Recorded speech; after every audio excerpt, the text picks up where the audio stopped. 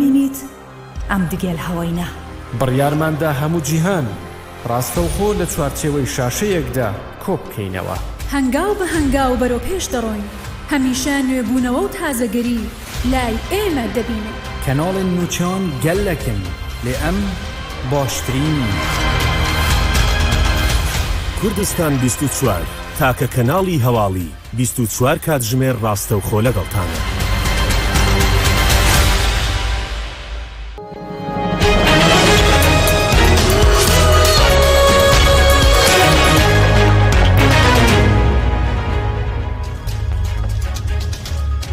مسرور بارزانî daxwaza qerebûkirina kesûkarên enfalkiriyan ji hikûmeta Iraqê dike. Peyvdara Desteya Tendurustiya Cizîre eşkera dike hejmara tûjbûyan li Rojavayê Kurdistanê jiya têra gehandin gelek zêdetir e.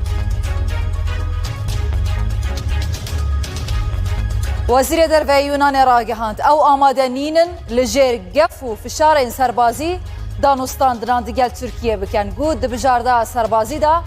Fransa bi meraye.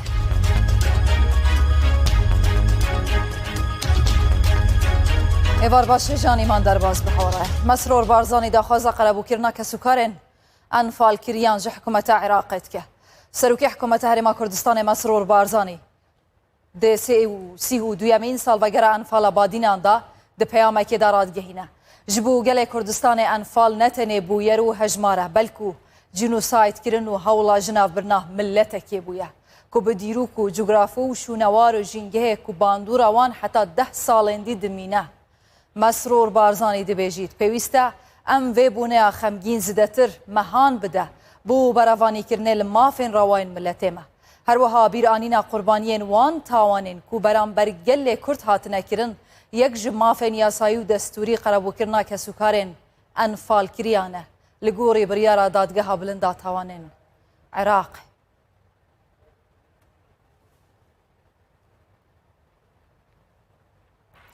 Belê wekî me got Mesrûr Barzanî daxwaza qerebûkirina kesûkarên enfalkiriyan ji hikûmeta Iraqê dike. Ev rûke di سی و دویمین سالڤەگەرە ئەنفاڵە بادینان دا bi peyamekê Serokwezîran peyamekê xemgîn belav kir û got divê ku hikûmeta Iraqê qerebûya wan bike. Em wan rojan ji bîr nakin û divê ew roj bibine sedema ku em zdetir xizmeta gel û milletê xwe bikin. Ev rûke 32 sal bi ser enfala badînan da derbas dibin. Lê 25 avê heta 6 Eylûna sala 1988 piraniya navçeyên badînan hatine kimyabarankirin û hemû pêkhateyên navçeyê ji aliyê 5 firqeyên serbaziyên Iraqê rastî girtin, kuştin û veguhastinê hatin. Bê cudahiya ûl û mezheban mizgeft û dêr û gundên badînan hatine talan û wêran kirin. Piştî 32 salan ne hikûmetên yek li duyekên Iraqê ne jî civaka navdewletî ev hûvîtiya rejêma Saddam bi cînosayt da naskirin. Çi qerebûyeke madî û menewî jî û kesûkarên qurbaniyên enfalan nehatine kirin. Ji enfala badînan nimûneyekê bi hez dikeyn. Ew dixuşkin ji xêzaneke 10 kesî tenê ew herdûman e. Ew dibêjin serbazên Bees li pêş çavên wan xêzana wan eşkence da. Ya di enfala badînan da jî qet nayê ji bîrkirin qel'an Zarkê ye. Hê jî xwîna bi 100,000 zarok, jin û genc û pîr û kalên badînan bi dîwarên wên reşve ye. بۆ dema 32 salane take hevala berdewam rondikên kela xerîbiyayê ne. 10 kes maleke wan e? Çîroka dirêj e. 10 kes ji xêzana xaleta pîrozê berenfala ketîne. û tavî demê jî hêşta çavê wê li nûçeyekî bêser û şînbûna ezîzên wê ye. Digel her peyveka vegerana karesatê bîr hatineka ezîzên wê naxêwê dixwat. Rondok û giriyên wê jî nahêlîtin çîrokên trajîdiyên enfalan vegerîtin. شش برایên min. Kurê birayê min ev e 7. Zalamê me 8. Xwîşka min 9. Xezîrê me 10. 10 şehîdêş mala min. Erê wallah. Em şîna hev bira em du xwîşkên wan xala.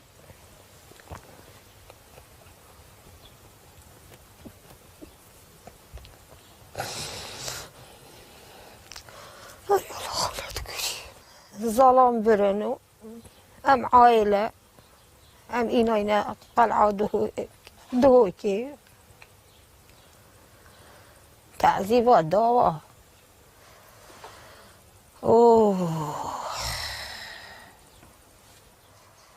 ام روز بتنه زبرد خالات ام نبینی ام تشالي بشغلت خواه نبینی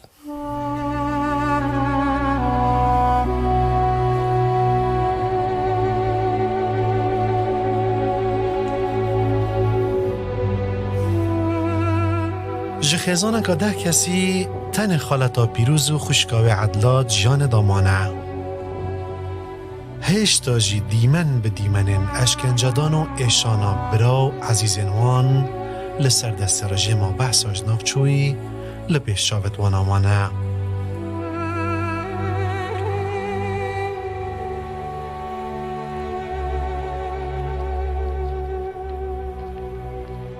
ظلام هنگل قلعه دهو که اما قطعان و تعذیب دان خواه برای مل پیش چاوید مل خود دینانه کشتن هندی دینانه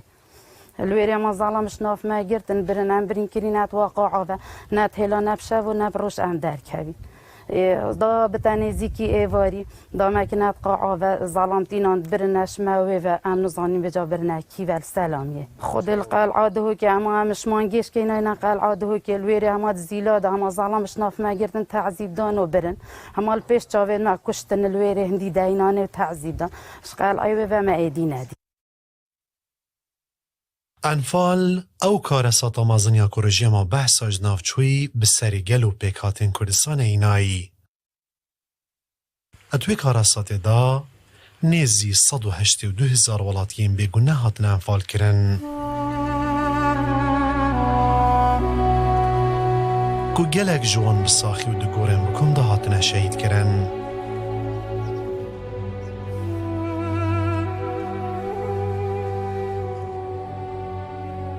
هنجی جهات نکم یا باران کرن و هشتاجی چاره نویسی پزارانج خلکی ندیاره. جبلی ویجی نیزی 4500 گندان هات نشوتاندن و تکدان. کو زیده تری 600 گند جوان ین همو پیکاتن دور آبادینان بون. یک جوان گنداجی گندک مالا برخابیریه کو خود یا هفته انفال کریانه. ماسون احمد کرسامستو 4 دهوگ وزارت پیشمرگه و برگری عراق لسر کفتنا بریو برنا نافچین کردستانی دجون. امیندار گشتی وزارت پیشمرگه جباری آورگود بوان نزیکان شان دا وزارت پیشمرگه سردان بغداد که بو تمام کرنا را کفتنا دگل وزارت برگری عراق بارمانجا بریو برنا نافچین کردستانی در و اداره احرما کردستانی بالکشان دا سروی کجی آلی کارین سربازین هف پیمانان و راهنان و نوان به هزین پیشمرگه اردوان بەگشتی ئێمە لە بەردەوامین لە گفتوگۆ و کۆبوونەوە و ڕەنگە کۆبوونەیەکی ترمان هەبێ لە ماوەیەکی نزیکدا لە نێوان لیژنەی باڵای هەماهەنگی وەزارەتی پێشمەرگە و لیژنەی باڵای هەماهەنگی وەزارەتی بەرگری عێراق هەردوو لامان هاوڕاین لەسەر ئەوەی کە ئەبێ هەماهەنگیەکی تونند و تۆڵ هەبێ لە نێوانی هێزەکانی پێشمەرگە و سوپای عێراق بۆ کۆتایی هێنان بە داعش بە تایبەتی لە ناوچەکانی دیالە و ناوچەکانی دۆست خوورمات و ناوچەکانی کەرکووک ناوچەکانی مەخمور ناوچەکانی مووسڵ یعنی هەردوو لا هاوڕاین کە پێویستە هەماهەنگی بکەن بەڵام ئێوە بەڕێستان نەزانن کە هەماهەنگی میکانزمی هەیە ئالیەتی هەیە ئێمە وەکووات باسمان کردووە لە 3 خاڵمان کۆ کردوتەوە یەکێکیان دامەزراندنی ناوەندی هەماهەنگی لە نێوانی ئەفسەرانی وەزارەی پێشمەرگە و ئەفسەرانی وەزارەی بەرگریەک ئەوەی تریشیان بڵێن هێزی هاوبەش و ئۆپەراسیۆنی هاوبەش سێهەمیان بابەتی هێڵی بەرگری هاوبەش بە درێژایی ئەو ناوچانە ئێمە هێشتا بە تەواوەتی نەگەیشتوونەتە ڕێککەوتنی کۆتایی دەربارەی ئەم ئالیەتە بۆ جێبەجێکردنی ئەم 3 خاڵە بەڵام لێ تێگەیشتن هەیە دەربارەی زۆر لە خاڵەکان و پێویستە ئێمە بۆ هەموو ئەو خاڵانە ڕۆژشێنی گونجاو دانین ئەو کاتەکە ئیمزا کرا بە ڕێکەوتنێکی لە نێوانی هەردوولا ئەکەوینە بواری جێبەجێکردنەوە بەڵام تاکو ئێستا لە هیچ لەو بابەتانە هێشتا نەکەوتونەتە بواری جێبەجێکردن بەڵام پەیوەندیمان هەیە بە بەردەوامی بە پەیوەندی هەم لە کۆبوونەوەکان هەم بە پەیوەندی بە هۆکارەکانی پەیوەندی لەگەڵ لە نێوان لیژنەی با هەردوو لیژنەی باڵای هەماهەنگی کۆبنوویەک ئەنجام درراو لە لایەنی بڵێن بەسەرپەرشی جەنابی سەرۆکی حکوومەت یاریمی کوردستان و بە ئامادەبوونی جێگیری سەرۆکی حکوومەت لەگەڵ وەزارەتی پێشمەرگە ئەو بڕیار دراوە دەربارەی بڵێن جێبەجێکردنی خشتەی ئازار و ئەیلۆلی پلەبەرزکردنەوەی ساڵی 2017 سوپاسی حکوومەتی یاریمی کوردستانە کە طبعاً ئەمە جاری ڕێکاری هەیە لە ئەنجومەنەوە ئەشێتە سەرۆکایەتی هەرێم ئەبێ فەرمانی هەرێمی پێداچێ و جێبەجێکرێک گرنگ ئەوەیە ڕەزامەندی دراوە لەسەر بەڵێ هاوپەیمانیتی نێودەوڵەتی تاکو ئەم دقەیە بەردەوام هەموو ئەو هاوکاریانەی کە پێشتر لە کاتی دامەزراندنی هاوپەیمانیتی نێودەوڵەتی لە ساڵی 2014 مانگی 8 بۆ شەردژی داعش لەگەڵ هێزی پێشمەرگە بوو کە هاوکاریکردنی هێزی پێشمەرگە لە ئاسمانەوە مەشقپێکردنی هێزی پێشمەرگە ڕاوێژکاری کردن بۆ هێزی پێشمەرگە بەشداریکردن لە پرۆسەی ڕیفۆرم یارمەتی هێزی پێشمەرگە بە چەک بە تەقەمەنی بەو شتانە تاکو ئەم دقەیە بەردەوامە و هیچ ئاڵوگۆڕێکی بەسەردانە. هێژان ji badînan heta soran koronayê halê vê navçeyê gelek xirab kiriye. Hevkarê xwarî Hesên ji Akirê werdigirim herî dawî 20 kesên dî li wê derê tûşî vayrûsê koronayê bûne. Ji bo Akirê ev hejmar gelek zêde ye. Li ser wan ka çawa tûj bûne her wiha derbarê wê plana vekirina nexweşxaneya Akirê ji bo helgirên vayrûsê koronayê gihiştekî vere armanc çi ye? Bi vekirina wê ji ber ku hejmar her ku diçî zêdetir dibîtin li Akirê. Ji vir û şûn da dikarin wê nexweşxaneyê ve bikin planeke giştgîr heye yan ne?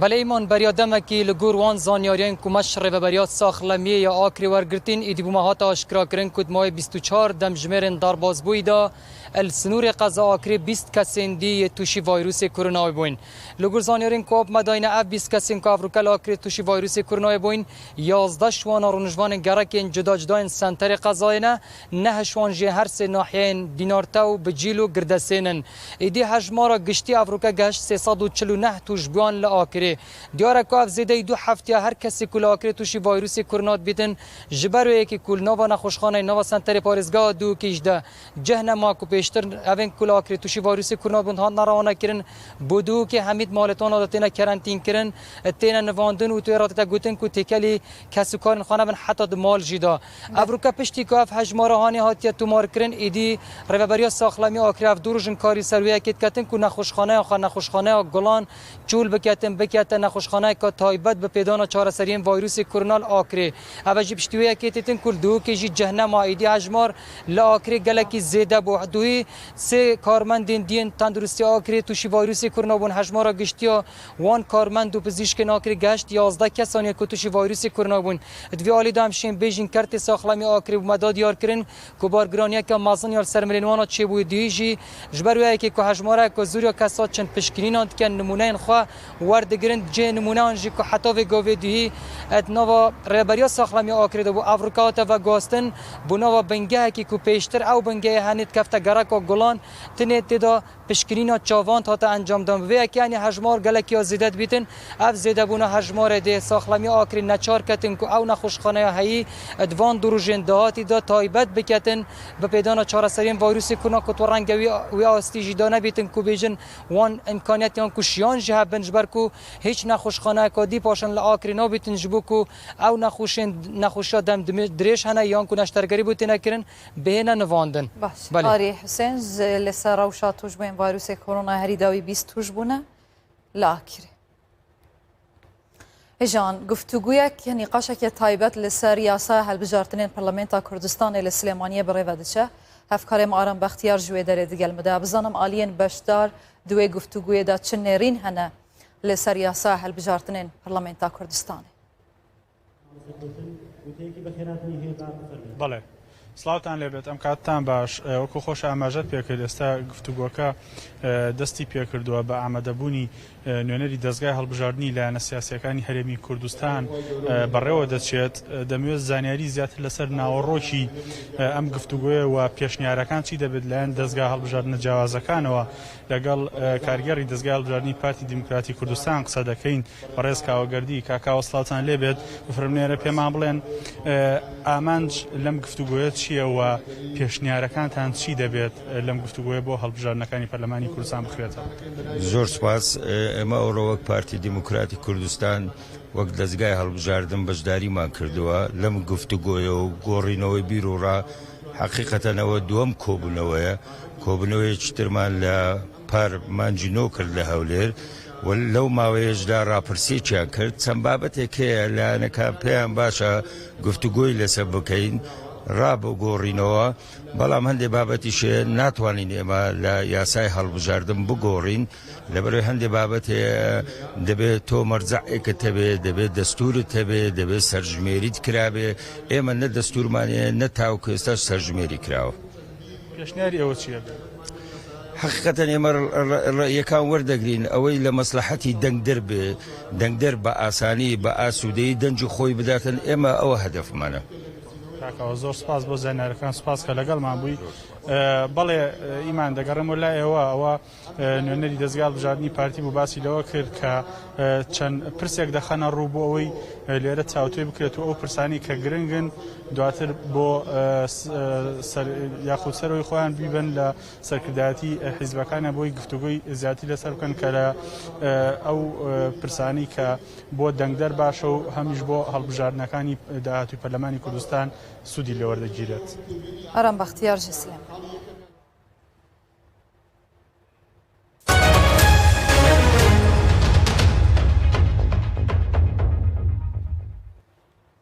وەزیرە دەرەوەی یونانê ڕاگەهاند ئەو ئامادەنینن li jêr fişar û gefên serbazî danûstandinan digel Tirkiye bikin. Wezîrê derve Almanyayê Heiko Maas bi mebesta navbeynkariye di navbera her yek ji Tirkiye û Yunanê serdana her du welatan dikin halê Elsînayê. Derbarê serdana xwe ragihand drûzbûna alûziyan di navbera her du welatan çi mifayekê bi xwe nayîne. Daxwaz kir Enqera û Elsîna danûstandinan li ser çareserkirina pirsgirêkên di nava xwe de bikin. Her wiha got ew digel Yunanê li ser pirsa nakokiyên wan digel Tirkiye radiwestin.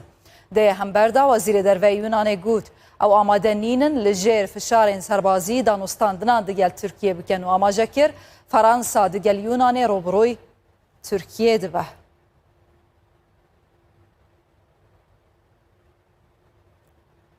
Belêhêjan li ser vê pirsê ez mêvanekê xewar digirim ku Abdullah Kiran çavdêrê siyasî ji Stenbolê bi rêya Skype digel me de. Hûn bi xêr hatin. Em behsa alûziyan dikin. Almanya jî behsa lihevkirin û diyalogê dike. Lê herî dawî pêşî ez derbasî nûçeyan bibim min tiştek li ser medya Tirkî xand ku Erdogan dibêjît her welatekê li kêleka Yunanê bisekine ew ê ji holê rabin ew ê nemînin em û Yunan dê robiro bibin. Li ser vê daxuyaniya Erdogan nêrînên hewa çi ne? Tê çavereykirin ku bi rastî jî şerek di navbera Yunan û Tirkiye çêbibe û her du welat robiroyê hev bibin ku her du jî hevpeymanên natûyên. Rast e beyanên Serokkomar Erdogan rasta rastên vê watayê ku eger sibêro di navbera Tirkiye û Yunanistanê da şerekê çêve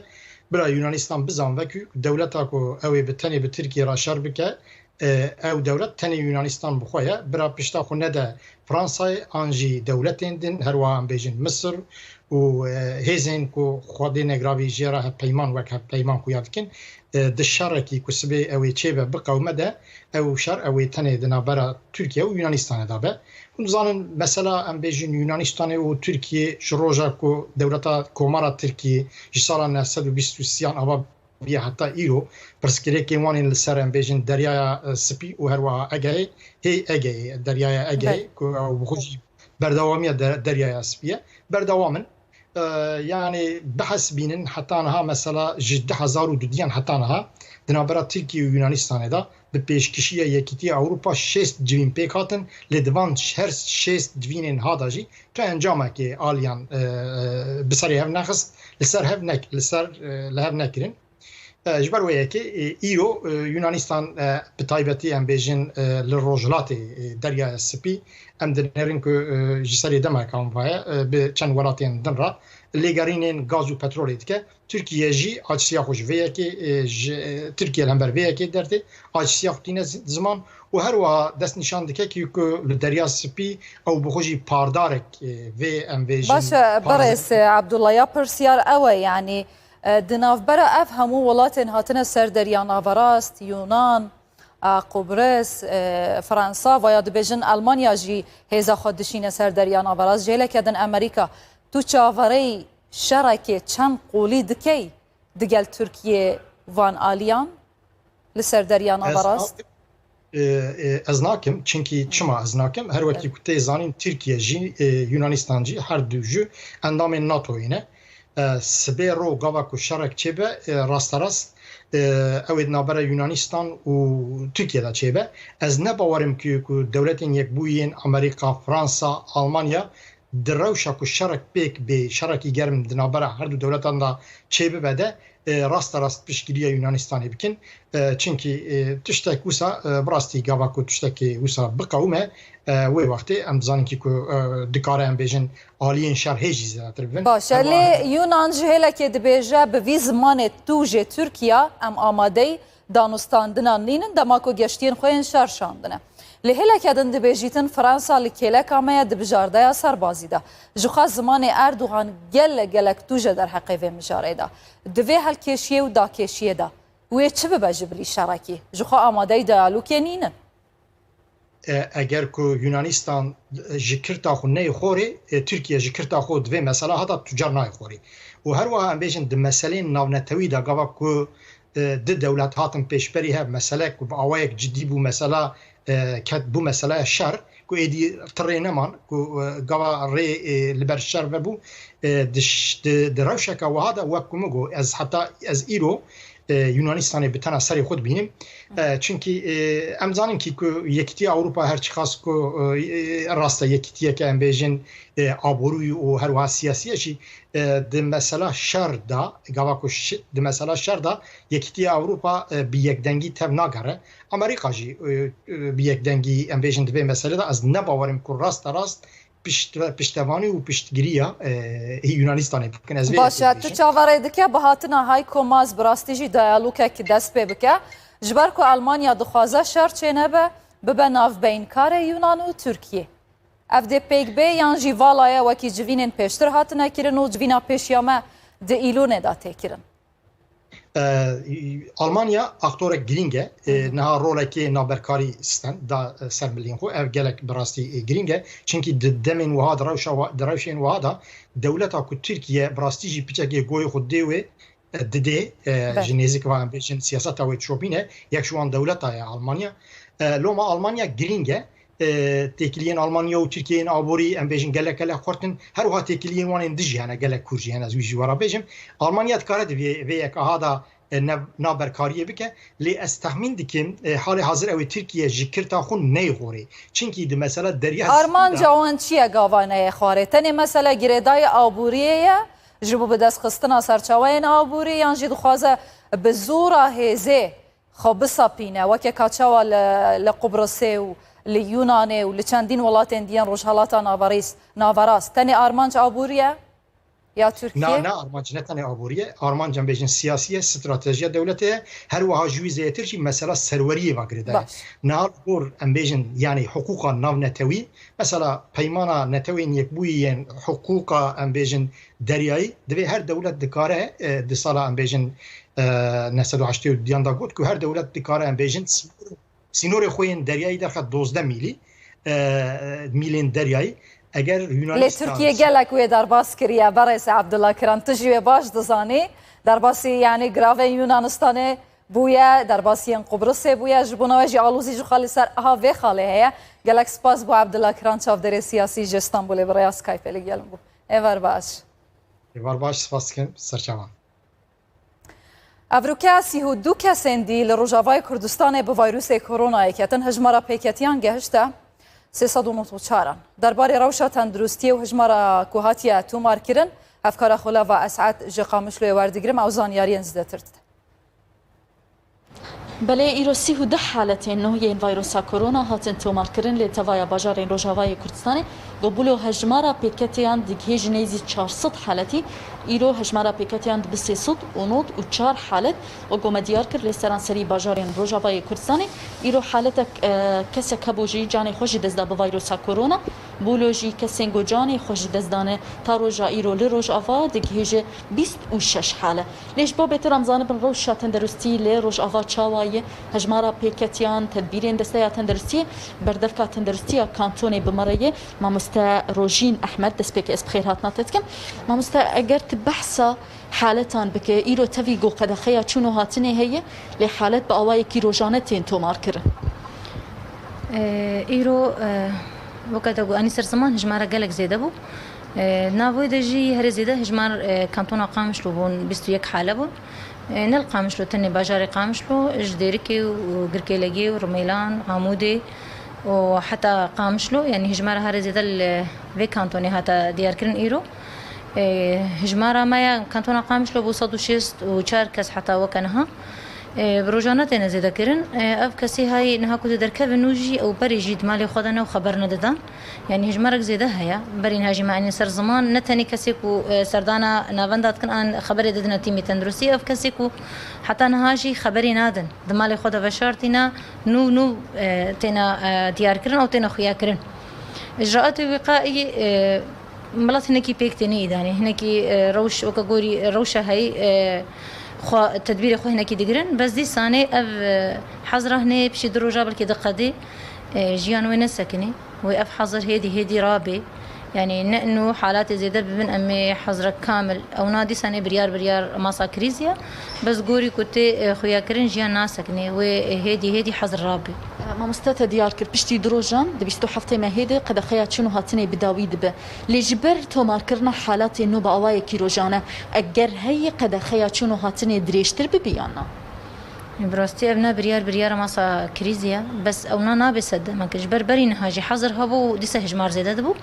ما قويا كوباش افكسي كون خوش دكفن خبري بدن سرواوري سكناندن دقنا هجمار وري كيم كرين يعني هركس التزامي بحجري بكي ووسائل وقائي بكي هجماري كيم ببي بس اما قد خكرن دي سانه دما كسب من مالي خدا وخبري ندي ومخالطه وري كرين دي ساف هجماري كيم نبي ما مستكسي جوجاني خوش دزده گورستان تایبت بوان هن تدبیر واجبو و شرطنا او کسی گو کرونا جانی خوش دست ده چیه گورستان تایبت بوا کسانه هاتنا چیکرن بس تیم تایبت هاتنا حاضر کرن کمیته تندرستی باریکاریا شهرداریه تیم تایبت هاتنا دما افکس جیان خوش دستن برنگ کی آوای کی گوری نخوشیه کرونا تنه شرط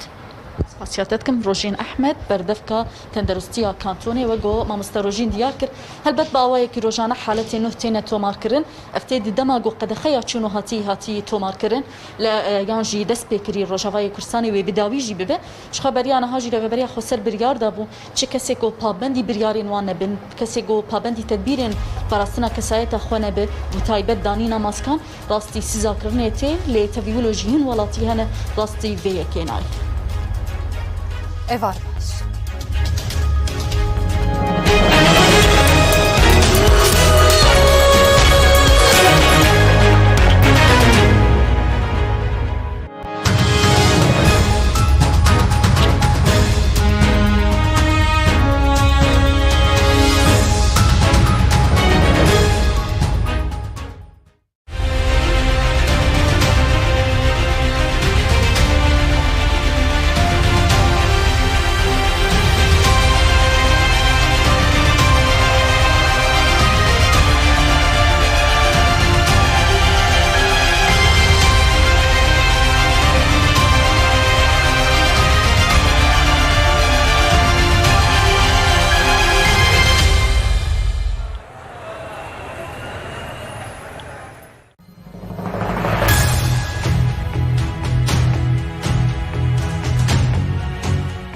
خەمی خەڵک دەکەینە باسی گەرم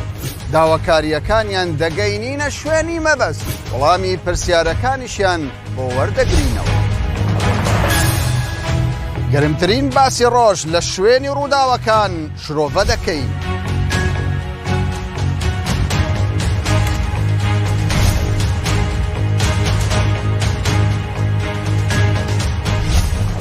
لە هەر شوێنێک باسێکی پەیوەندیدار بەتەوە هەبێت دەیکەینە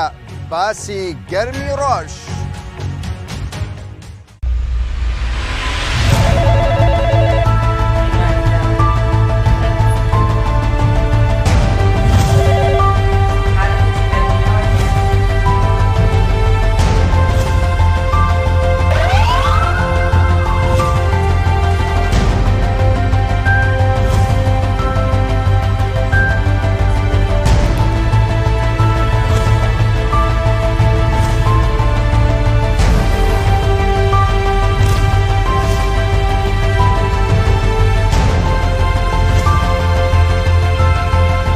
ئامانجمان پاراستنی ئێوەیە هیوادارین پابند.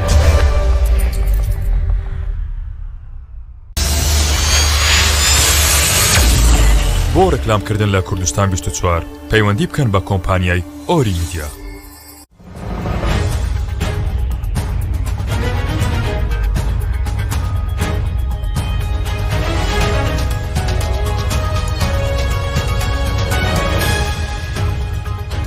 هەواڵە ئابوووریەکان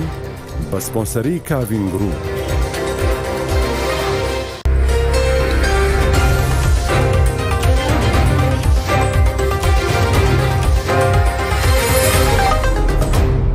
ئاڵوگۆڕی بازرگانی لە ساڵی 2019 باشتر بوو لەوەی کەوا لە 2020 بێ. دەتوانین بڵێن کەوا بەڕێژەی ئەگەر بە شێوەیەکی گشتگیر وەری بگرین بۆ هەموو سێکتەرەکان بۆ هەموو بوارەکان لە 120 دابەزیەوە. لە 6 مانگی سەرەتای ئەم ساڵدا بەهۆی لێکەوتەکانی ڤایرۆسی کۆڕۆنا ئاستی ئاڵوگۆڕی بازرگانی کوردستان 120 دابەزیوە.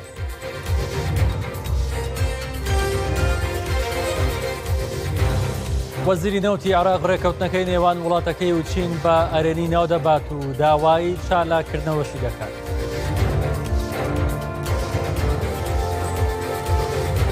وەزیرانی ئابووری وڵاتانی باشوور و ڕۆژهەڵاتی ئاسیا لە ڕێگەی ڤیدرۆ کۆنفرانسەوە تاوتوێی دۆخی ئابووری نێوان و لێکەوتەکانی ڤایرۆسی کۆڕۆنا دەکەن.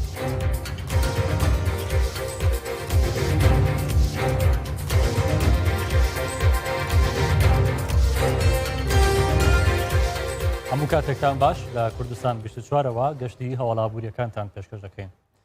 بەڕێبەری گشتی بازرگانی بە کوردستان 24 ڕاگەیان ئاستی ئاڵوگۆڕی بازرگانی لە ساڵانی 2020 بەراورد بە 2019 بە کاریگەری ڤایرۆسی کۆڕۆنا